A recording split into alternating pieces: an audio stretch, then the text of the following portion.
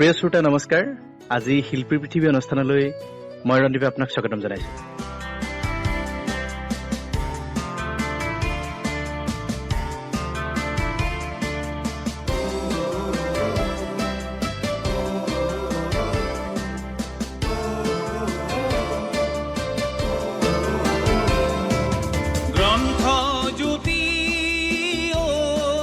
ঐ কোনোবাই সেই ৰেডিঅ'টো বন্ধ কৰচোন। ৰাতিপুৱাৰ পৰা শুনি শুনি মূৰটো কামুৰি গৈছে।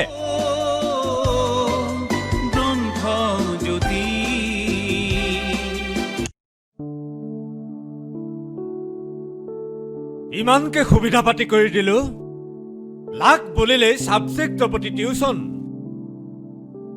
তাই পঢ়িলে চা 3rd ডিভিজন, তালৈকে পঢ়িলি।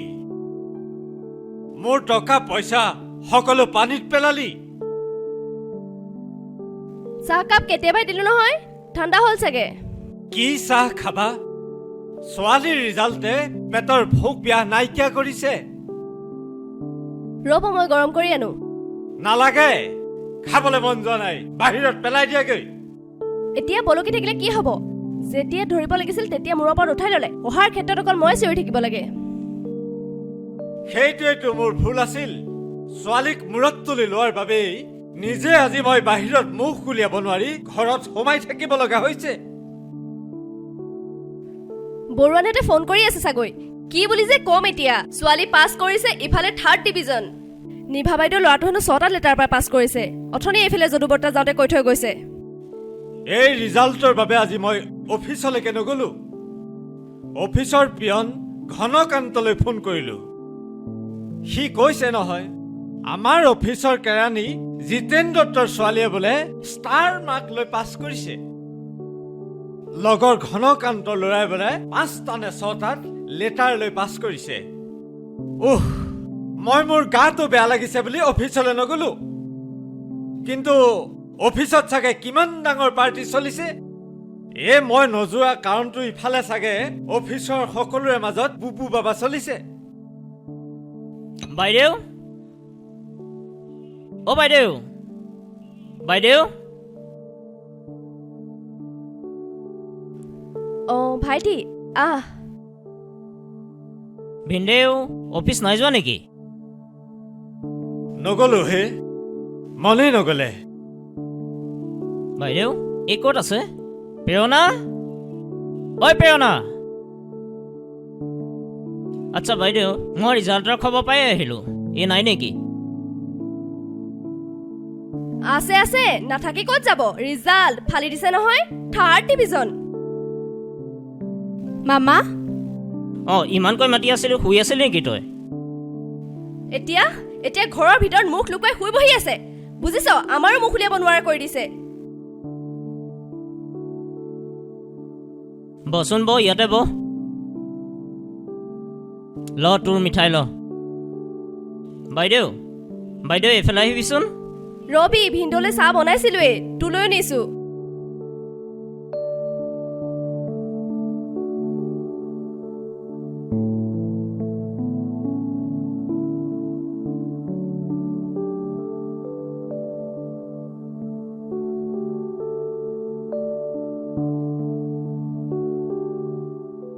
চন্দন, ভিনদেউ, তুমি বাৰু এই ৰিজাল্টৰ কথা ভালকৈ গম নোপোৱা নেকি?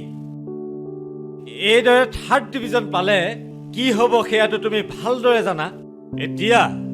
এতিয়া তাইৰ মাৰ্কশ্বিটখন লৈ মই কলেজে কলেজে হাবাথুৰি খাব লাগিব। এইবোৰে এতিয়া মানে আমাৰ মান ইজ্জত সকলো শেষ কৰি দিছে। বাইদেউ তই যে আৰু কথাবোৰ ক, এটা কথা মনত পেলাচোন। আমি যেতিয়া স্কুলত পঢ়ি আছিলোঁ, মোৰ হোমৱৰ্কখিনি তয়ে কৰি দিয় নহয় জানো? অংকততো মই একেবাৰে গেধা আছিলোঁ, হয়নে নহয় ক তই? কিন্তু এতিয়া মোলৈকে চা তই, 2টা কোম্পানীৰ মালিক আৰু 3টা চাহ ফেক্টৰী, মোৰ তলত কেইবাজনো BBA আৰু কেইবাজনো MBA আৰু চোকা চোকা ল'ৰা ছোৱালীয়ে কাম কৰে। শিক্ষা আৰু জ্ঞান 2টা বেলেগ বস্তু বাইদেউ। প্ৰেৰণা, তই মন বেয়া নকৰিবি, তোৰ মোমায়ে তোৰ লগত আছে। কিডাল কৰিব হে? আজিৰ দিনত ভালকৈ পঢ়া শুনা নকৰিলে কিডাল হ'ব? তাইৰ দৰেতো আৰু নাচ বাগ কৰি থাকিলে নহ'ব। তেনেকুৱা কথা নহয় ভিনদেউ, নৃত্যত তাইৰ ৰাপ আছে, তাইৰ প্ৰতিভা আছে সেই দিশত, গতিকে সেইটো দিশতে কিবা এটা কৰক তাই।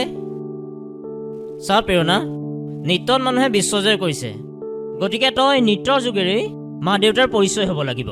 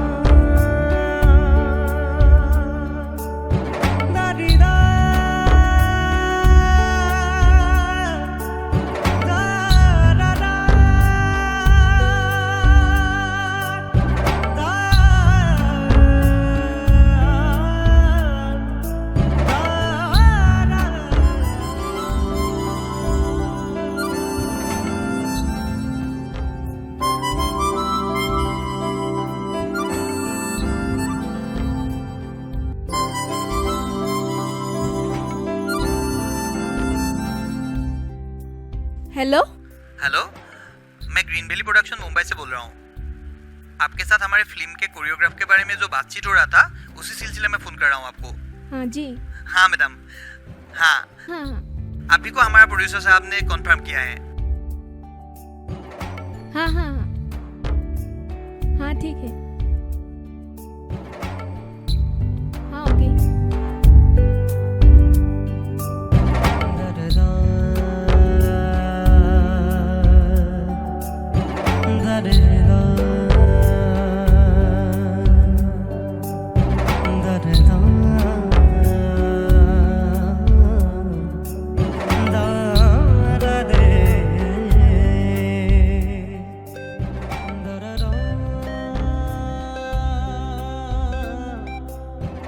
হেল্ল', প্ৰেৰণা ক, কি খবৰ তোৰ?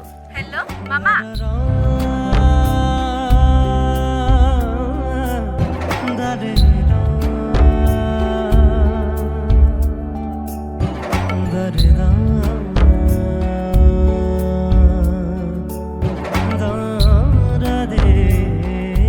তুমি ক'ত আছা? মই ফেক্টৰীলৈ আহি আছোঁ, কচোন। চিনেমা এখনৰ কোৰিঅ'গ্ৰাফাৰ হিচাপে মই যাব লাগিব মুম্বাইলৈ। হা, হয় নেকি? তুমি আহাচোন, ক'ত আছা? ৰ মই গৈয়ে আছোঁ। মই কিন্তু 2 এদিনতে মুম্বাইলৈ চুইট। নমস্কাৰ। এই মুহূৰ্তত মই উপস্থিত আছোঁ মুম্বাইত প্ৰতিষ্ঠিত অসমৰ জীয়ৰী, ইতিমধ্যে মহানগৰী মুম্বাইত তেওঁ নৃত্য চৰ্চাৰে প্ৰতিষ্ঠা লাভ কৰিবলৈ সক্ষম হোৱা প্ৰেৰণা বৰুৱাৰ বাসগৃহত আছোঁ। তেওঁ ইতিমধ্যে অসমলৈ আহিছিল। আজি এই সুযোগতে মই প্ৰেৰণা বৰুৱাক আমাৰ দৰ্শকসকলক চিনাকি কৰাৰ উদ্দেশ্যে আজি ইয়াত উপস্থিত হৈছোঁ। প্ৰথমতে মই তোমাক স্বাগতম জনাইছোঁ। তুমি বৰ্তমান মুম্বাইত কেনেধৰণে এতিয়া কাম আৰম্ভ কৰিছা? মই বৰ্তমান মুম্বাইৰ কেইখনমান চিনেমাৰ নৃত্য পৰিচালনা কাম কৰি আছোঁ। ভাল লাগিছে তুমি এগৰাকী অসমৰ শিল্পী হিচাপে গৈ আজি মুম্বাইত প্ৰতিষ্ঠা লাভ কৰিছা, সেইবাবে আমি অসমবাসী হিচাপে গৌৰৱান্বিত। গতিকে মই তোমাৰ ওচৰলৈ আহিছোঁ, তুমি এই যি কাম কৰিবলৈ আগবাঢ়ি গৈছা, ইয়াৰ প্ৰেৰণা উৎস তুমি কাক প্ৰথমতে এই ক্ষেত্ৰত তুমি ধন্যবাদ দিব বিচাৰিবা? প্ৰথমতে মই মোৰ মা দেউতাৰ নাম ল'ব লাগিব। মা দেউতাৰ আশীৰ্বাদ নোহোৱা হ'লে মই এই স্থানত কেতিয়াও পাবলৈ সক্ষম নহ'লোহেঁতেন। আৰু প্ৰধানকৈ মোৰ মামাই মোক বহুত অনুপ্ৰেৰণা দিছে। জটিল সময়খিনিত নিজকে ভাঙি নপৰি কেনেকৈ আগবঢ়াই নিব লাগে সেই ক্ষেত্ৰত মোক বহুত শিকাইছে। ধন্যবাদ, তুমি ইমান ব্যস্ততাৰ মাজতো আমাক সময় দিলা। গতিকে তোমাক ধন্যবাদ জনাইছোঁ আৰু শুভেচ্ছা জ্ঞাপন কৰিছোঁ। গতিকে দৰ্শকসকল, ইতিমধ্যে আপোনালোকৰ সন্মুখত আমাৰ অতি মৰমৰ প্ৰেৰণা বৰুৱাক আপোনালোকৰ লগত চিনাকি কৰাই দিলোঁ। গতিকে এই আজিৰ অনুষ্ঠানটো ইমানতে সামৰণি মাৰিছোঁ। ধন্যবাদ।